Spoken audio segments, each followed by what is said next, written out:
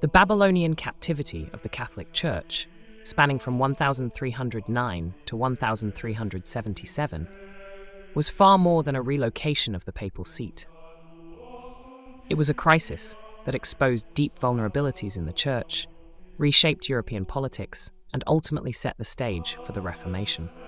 But how did moving the papacy to Avignon in France lead to such monumental changes? The roots of this crisis lie in the power struggles between the papacy and secular rulers. For centuries, the Pope had reigned from Rome, symbolizing the spiritual heart of Christendom. But when Pope Clement V moved the papacy to Avignon under significant pressure from the French monarchy, it sent shockwaves across Europe. Suddenly, the Pope, who was meant to be the universal leader of the Christian world, appeared to be a tool of French political interests. This perception had profound consequences.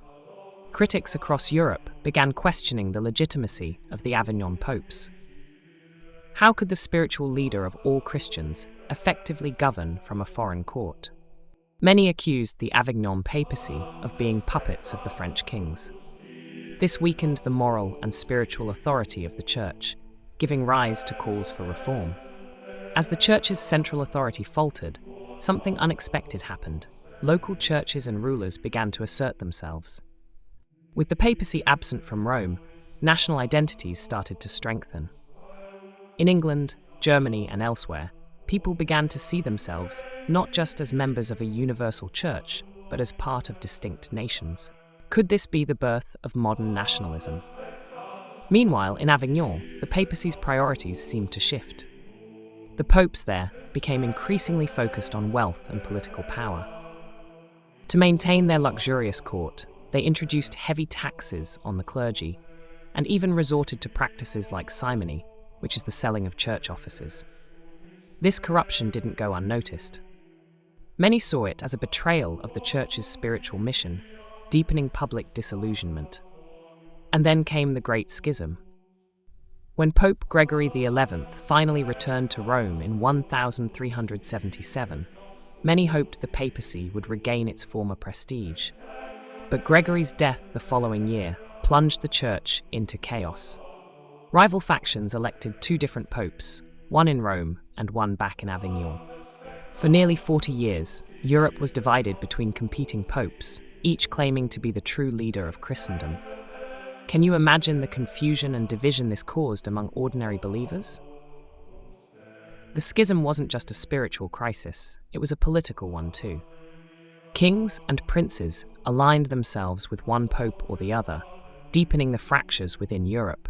This period of division further eroded the idea of a universal church and planted the seeds for even greater upheaval in the future. The long-term effects of the Babylonian captivity and the Great Schism were profound. The Church's credibility was permanently damaged, fueling calls for reform that would eventually lead to the Protestant Reformation.